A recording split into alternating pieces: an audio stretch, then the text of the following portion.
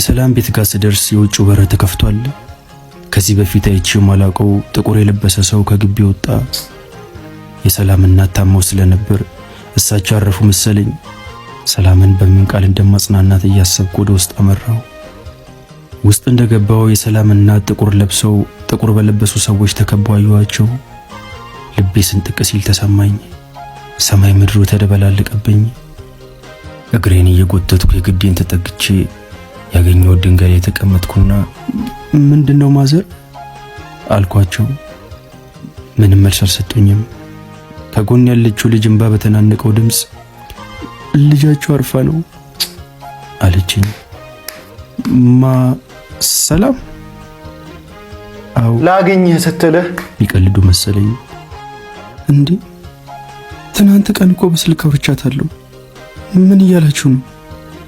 ቀንማ ከኛም ጋር እያወራች ነበር። ማታ ነው ክፍሏ ስንገባ ራሷን አንጠልጥል ያገኘናት አለችኝ።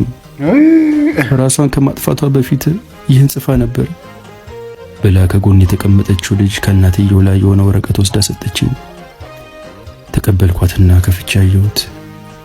አይዞሽ የሚለኝ ሰው ብቻ ነበር የፈለኩት ይላል። እጄ ተንቀጠቀጠ። አሁን አንተ ሙሉ ዘመንህን ራስህን ትወቅሳለህ። የት ነው አስከሬኗ አልኳት። በጣቷ ፊት ለፊት ወዳለው በር ጠቆመችኝ። ተነሳውና ወደ ተጠቆምኩበት ክፍል ገባው። እንደዚህ አይነት ነገር እንዳይደርስ እውነት በጣም ነው የሚሰብረው ልብ። ማንም ላይ መድረስ የለበትም እንደዚህ አይነት ነገር። የሰላም አስከሬን ነጠላ ለብሶ ሶፋ ላይ ተዘርግቶ ጠበቀኝ። የተንፈቀቅኩ ወደ አስከሬኑ ተጠጋው። እጄ የተንቀጠቀጠ ፊቷን የሸፈነውን ነጠላ ገለጥኩት። የሚያማምሩ አይኖቿ ተከርነው ታዩኝ። ምንም አላረኩም። ፊቷን መልሼ በነጠላው ሸፈንኩትና ተነሳው። እንዴት ነው አሁን አንተ ህይወት ራሱ የሚገፋልህ? ደውላ ጠርታው እኮ ነው ደግሞ እሱ እኮ ነው በጣም ጭንቅላቱ ላይ በቃ ምትቀረው። ምን ነበርና እንዳለችኝ በመጣ ኖሮ፣ ምን ነበር ከጎኗ ያለውልሽ ብላት ኖሮ፣ ምን ነበር ጸጉሯን እየደባበስኩ ያስጨነቃትን ነገር ባዳምጣት ኖሮ።